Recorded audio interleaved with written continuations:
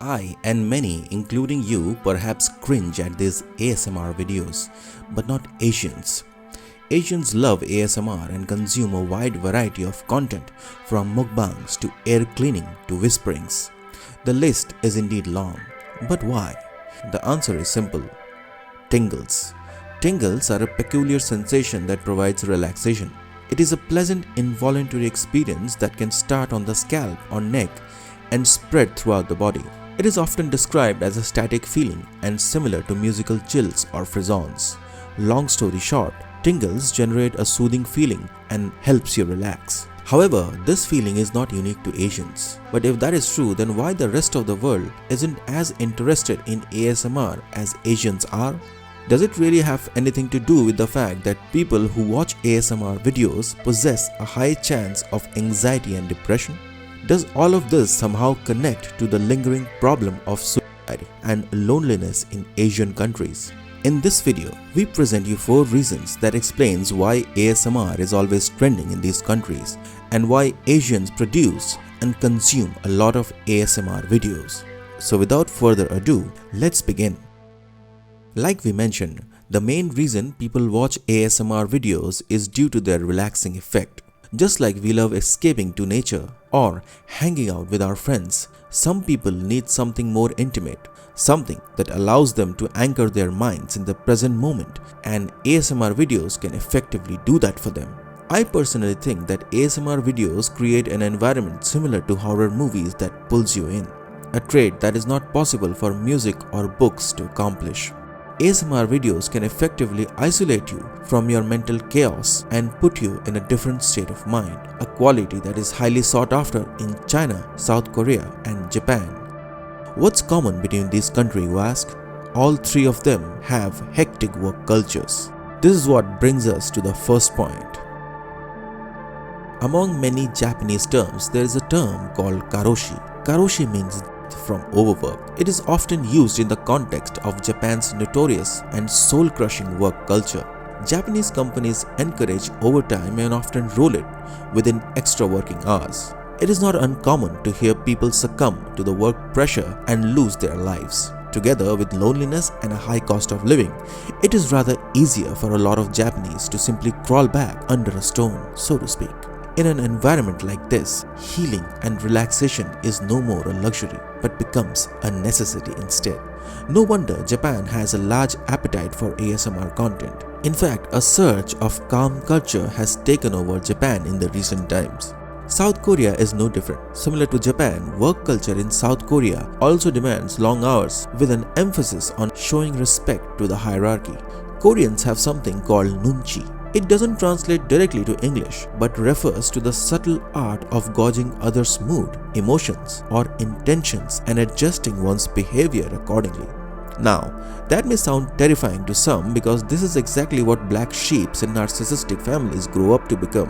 However, it may point to an individual with emotional and cognitive empathy. It looks like nunchi is mostly applied in the context of imparting discipline by the corporate in South Korea. They use the idea of nunchi to create and sustain a hierarchy-based ecosystem that ultimately leads to long working hours. This sensitivity often means that without explicit direction, employees anticipate how they are expected to act based on situational context, such as not leaving office when a boss is still at work. It is often perceived as a social skill of an individual where employees might mirror a superior's behavior to show respect and dedication. Nunchi can help foster teamwork and social cohesion, but often ends up creating subtle pressure, contributing to the overall hard-working, sometimes intense work culture in South Korea.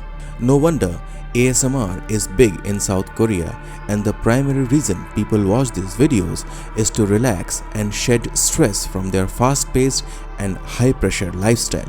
ASMR videos are valued not only for their relaxing sounds but also for providing comfort and sense of closeness, especially for those experiencing loneliness and stress. Korean ASMR creators focus on personal attention themes such as hair brushing, makeup application, or soft-spoken, comforting phrases which align with the concept of emotional healing. These videos create an intimate and safe atmosphere, which can feel especially soothing in a culture that values harmony and may not always encourage open displays of stress or emotion. In China, ASMR serves a similar therapeutic purpose. Many Chinese viewers watch ASMR for the calming and therapeutic effects that can help with anxiety, stress, and sleep problems. Similar to South Korea, China's rapid economic development and urbanization have led to more intense work environments, long hours, and elevated societal expectation. Zen has been central to the Asian culture, and so is intricate craftsmanship. Traditional living laid a focus on these two virtues that continues even today with a few changes, of course. However, the love for details and intricacy has slowly turned into showmanship in the current age of social media.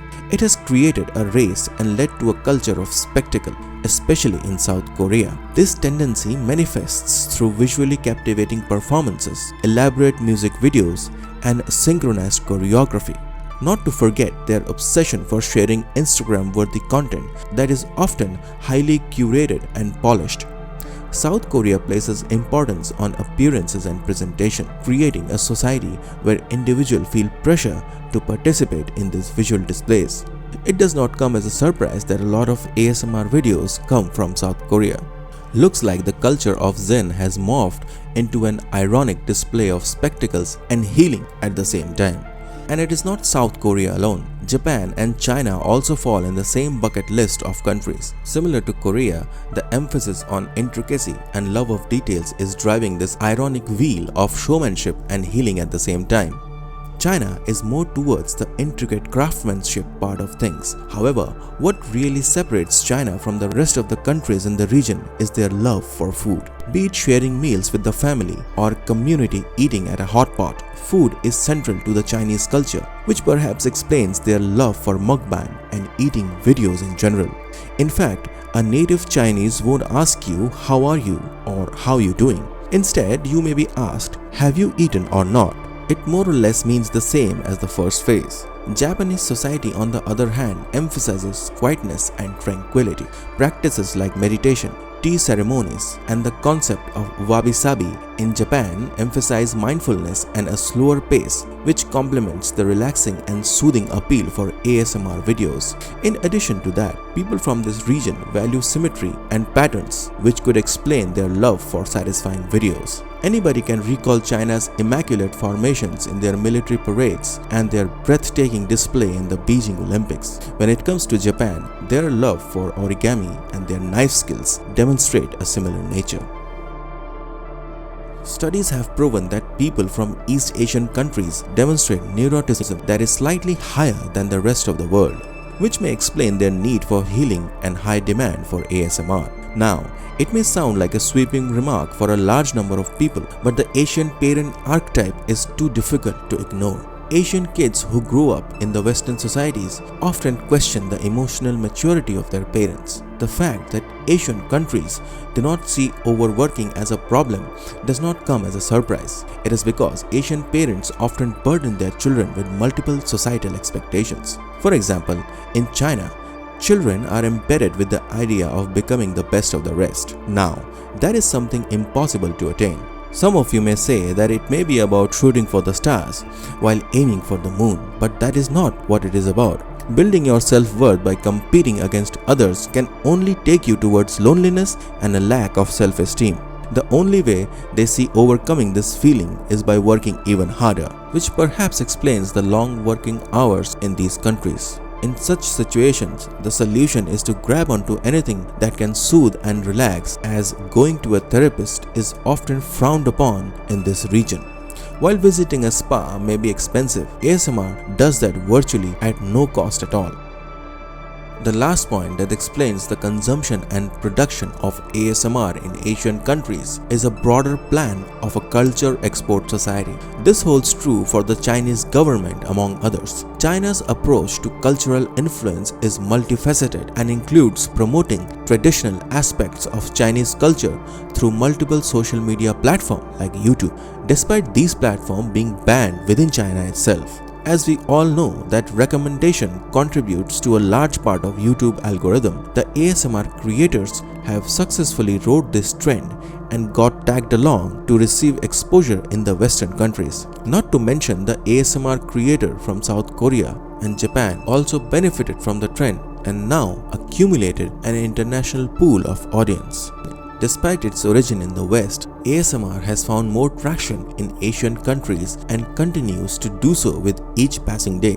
What was meant for fun has evolved into a major trend that helps de-stressing millions of individuals every day. Yes, some of us may hate ASMR and may even find it weird, but for Asians, it is quite an escape that comes cheap and free of guilt, a modern way of navigating through the stress of the modern world while being rooted in the traditions. Please like, share and subscribe if you loved the content.